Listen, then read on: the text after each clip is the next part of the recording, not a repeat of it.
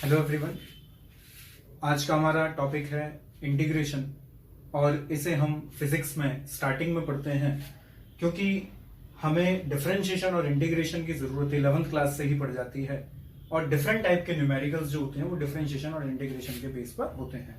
वैसे आप ये दोनों टॉपिक ही डिफरेंशिएशन और इंटीग्रेशन मैथ में लार्ज स्केल पे पढ़ते हो। यहाँ पे हम इतना पढ़ लेते हैं कि हमें मेन जो इसका कंसेप्ट होता है वो समझ में आ जाता है और ये पता चल जाता है कि एक्चुअली डिफरेंशिएशन कब लगाई जाती है और इंटीग्रेशन कब अप्लाई करी जाती है। तो लास्ट लेक्चर में मैंने आपको डिफरेंशिएशन के बारे में बताया था, आज हम पढ़ेंगे इंटीग्रेशन के बारे में। तो एक्चुअली इंटीग्रेशन क्या होता है? इंटीग्रेशन का मतलब होता है, इंटीग्रेशन एक्चुअली रिवर्स प्रोसेस होता है डिफरेंशिएशन का। इंटीग्रेशन रिवर्स प्रोसेस होता है। डिफरेंशिएशन में हम फंक्शन को स्प्लिट करते हैं, तोड़ते हैं छोटे छोटे पार्ट में, और अगर हम उसको छोटे छोटे पार्ट को एड अप करते जाएं यानी कि सम करते जाएं,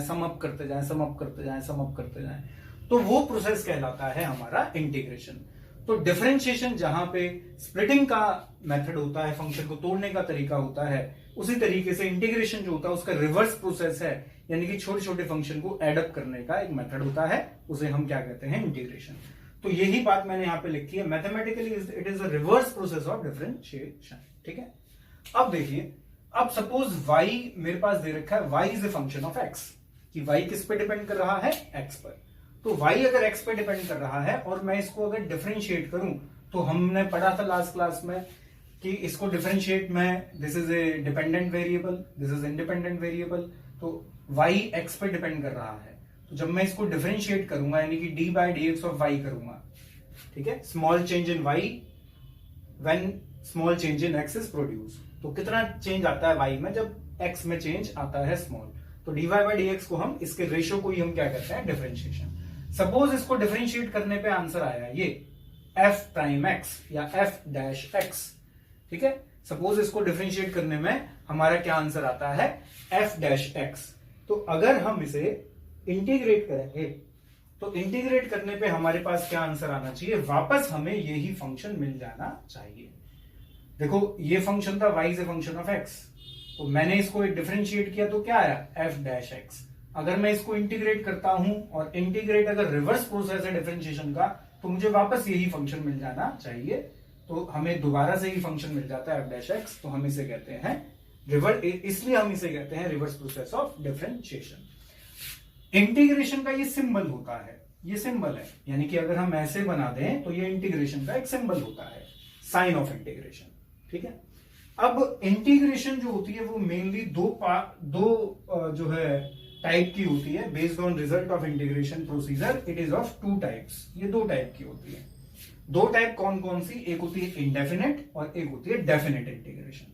एक होती है इंडेफिनेट, एक होती है डेफिनेट इंटीग्रेशन। जैसे फॉर एग्जाम्पल, सपोज मैंने यहां पे लिखा y is equals to 5 square x plus 2, ठीक है। अब सपोज मैं इसको डिफरेंशिएट करता हूं, मैंने इसको डिफरेंशिएट किया विद रिस्पेक्ट टू x, तो मुझे मिला 10x, मुझे 10x मिला, ठीक है। एक्चुअली देखो, आपने इसको, ये था आपके पास y is a function of x, यानी कि x की वैल्यू चेंज करो तो y भी चेंज होगा। तो y किस पे डिपेंड कर रहा है? x पे। तो जब मैं इसे डिफरेंशिएट करूंगा तो मेरे पास ये आंसर आ जाएगा। अब अगर मैं इसको इंटीग्रेट करूं, देखना इंटीग्रेट कैसे किया जाता है। तो dy इधर ही रखा और dx into 10x into dx कर दिया, यानी कि इसको हम यहां पे भेज देते हैं। अब इसके बाद हम लगाते हैं सिंबल ऑफ इंटीग्रेशन। ये हमने सिंबल ऑफ इंटीग्रेशन लगाया, ठीक है। जब मैं इसे सॉल्व करता हूं, क्योंकि अभी मैंने आपको फॉर्मूले नहीं बताए हैं, तो मैं डायरेक्ट इसको सॉल्व करके आंसर लिखता हूं। तो मेरे पास जो आंसर आता है वो आता है कुछ ये 5x स्क्वायर। तो ये मेरे पास 5x स्क्वायर आंसर आ गया, y is equal to 5x square. लेकिन एक्चुअली फंक्शन क्या था? एक्चुअली फंक्शन था हमारे पास 5x स्क्वायर प्लस 2। तो हमारे पास जो फंक्शन था वो 5x स्क्वायर प्लस 2 था, लेकिन आंसर क्या आया? 5x square. ये 2 गायब हो गया, तो इसलिए हम यहां पे एक c लगाते हैं और इस c को हम कहते हैं constant of integration. Constant of integration, क्योंकि यहां पे 2 था और वो 2 नहीं आया, तो इसलिए हम इसे कह देते हैं कांस्टेंट ऑफ इंटीग्रेशन। ये निकाला जा सकता है, अगर तो एक दो बातें और गिवन हो अगर हमें, तो ये निकाला जा सकता है ऐसे। तो 5x² प्लस सी। तो ऐसी जो इंटीग्रेशन, ऐसी इंटीग्रेशन को हम क्या कहते हैं? Indefinite integration. Indefinite integration. लेकिन उसके ऑपोजिट जो डेफिनेट इंटीग्रेशन होती है, उसमें हमें लिमिट्स दी होती हैं। यहां पे जो कुछ वैल्यू दी होगी उसे हम कहेंगे लोअर लिमिट, और यहां पे कोई वैल्यू दी होगी उसे हम कहेंगे अपर लिमिट। इसका मतलब होता है कि ये फंक्शन कहां से कहां वेरी कर रहा है, कहां से कहां ये फंक्शन वेरी कर रहा है, और आपने इसका आंसर कहां से कहां निकालना है। तो जब आपको डेफिनेट इंटीग्रेशन दी होगी तो आप प्लस सी नहीं लगाएंगे, क्योंकि आपका एग्जैक्ट आंसर आएगा। लेकिन अगर आपको इंडेफिनेट इंटीग्रेशन दी होगी, तब आपको इंडेफिनेट इंटीग्रेशन में आपको लिमिट नहीं दी होंगी, जैसे यहां दी है। यहां पे लिमिट दी है तो आपके पास एग्जैक्ट आंसर आएगा, लेकिन यहां पे लिमिट नहीं दी होंगी तो आपको यहां पे सी लिखना पड़ेगा। ठीक है, तो ये बात होती है। इंडेफिनेट में लिमिट्स नहीं दी होती, सी लगाना पड़ता है। डेफिनेट में अगर लिमिट दे रखी है तो आपको सी लगाने की कोई जरूरत नहीं, आपके पास एग्जैक्ट आंसर आ जाता है। अब इसके इंपॉर्टेंट फॉर्मूले देखते हैं हम। देखो, इंटीग्रेशन का मेनली मतलब होता है सम अप करना, जोड़ना। तो जोड़ोगे किसी चीज को तो वो बढ़ेगी, वैल्यू बढ़ जाती है। डिफरेंशिएशन में डिफरेंशिएट जब हम करते थे, जैसे इसकी x की पावर है, x² है, तो x की कम होना, डिफरेंशिएशन का मतलब होता है टूटना। तो x की पावर देखो कम हो गई, 1 हो गई, 2 थी पहले 1 हो गई।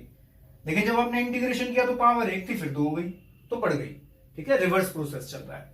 तो ऐसे ही अगर हमारे पास खाली हम dx का इंटीग्रेशन करें, dx सिर्फ dx है, 1 dx कह लो, a dx कह लो, कोई कांस्टेंट इनटू a dx है, सपोज dx है खाली, तो इसका आंसर x आएगा। अगर a dx होता तो a बाहर आ जाता, कांस्टेंट बाहर आ जाता, तो ये आ जाता ax। ठीक है, तो ये बात आपने ध्यान रखनी है। अब दूसरा फॉर्मूला होता है x to the power n dx, x to the power n dx। इसका फॉर्मूला होता है x to the power n+1 upon n+1। कैसे? देखो यहां पे लगाया है हमने ये, तो यहां पे मैं करके दिखा देता हूं। तो ये हो जाता है, इंटीग्रेशन कर रहे हो आप किसका? इसका। तो ये हो गया 10 बाहर आ गया, x dx हो गया। यहाँ पे x की पावर कितनी है? 1। तो जब मैं इसका इंटीग्रेशन करूंगा तो ये होगा 10। अब ये वाला फॉर्मूला लगेगा, n की वैल्यू कितनी है? 1। तो x की पावर 1+1 अपॉन 1+1, x की पावर n+1 अपॉन n+1। तो ये हो गया 10x²/2। तो आंसर कितना आ गया? 5x²। ठीक है, तो ऐसे जो है x की पावर n+1 वाला फॉर्मूला यहां पे अप्लाई किया जा सकता है। तो ये बात आपने ध्यान रखनी है, ये सबसे इंपॉर्टेंट फॉर्मूला है x की पावर n dx वाला। ठीक है, अब आगे देखो, 1/x dx का आंसर होता है ln x। ln मतलब log at the base e।